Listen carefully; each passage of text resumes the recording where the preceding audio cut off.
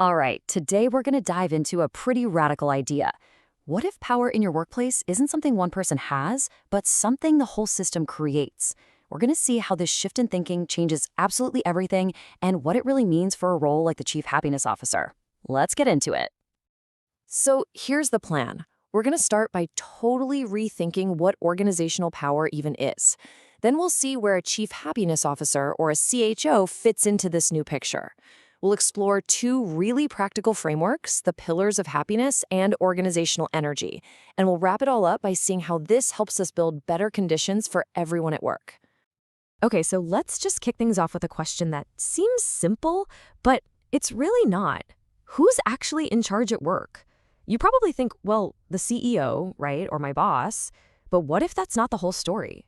What if it's not even close? And that question leads us right into our first big idea. Rethinking organizational power. We're going to move away from thinking about power as something a person has and start seeing it as something the entire system generates. And this slide really breaks down that massive shift in thinking. The old way, the traditional view, says power is a thing a person has. The boss makes things happen, period. But check out the relational view on the right. It completely flips the script. Power isn't something you hold. It's an effect of the whole system. The system itself is what opens up or shuts down what's possible. Okay, to get this, we need to wrap our heads around this key concept called the relational field. I want you to think of it like an invisible web of connections, behaviors, and just the general vibe in your workplace. And here's the kicker. This field isn't static. It's not set in stone. Every single thing that happens, every action, every email, every conversation changes it. So you might be wondering, if this new way makes so much sense, why are we so stuck on the old model? Well, this quote right here just nails it. It's fear. It's just simpler. It's comforting to imagine that someone's at the wheel, that someone's in charge. But the real world is messy, it's complex, and this new view asks us to lean into that complexity. Okay, so if power is this big systemic thing, then where does a role like a Chief Happiness Officer even fit in? I mean, how can one person possibly influence an entire system?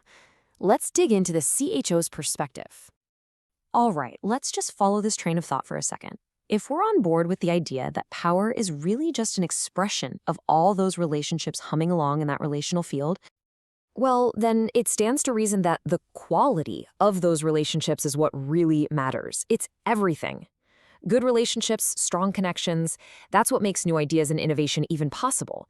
Bad ones, they just shut everything down. And this is where it gets really powerful. It means every single choice you make matters.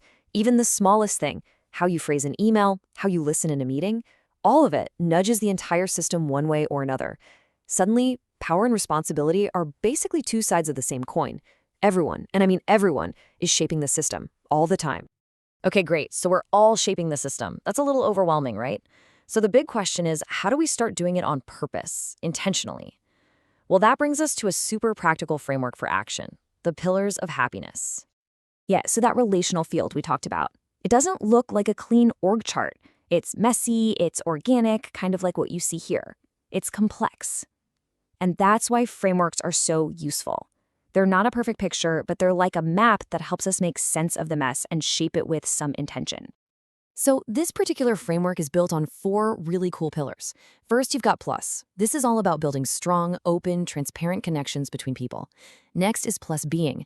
This is about self-awareness, really understanding the ripple effect of your own actions. Third, plus positive chemistry. You know that feeling in the air, a climate of trust and openness?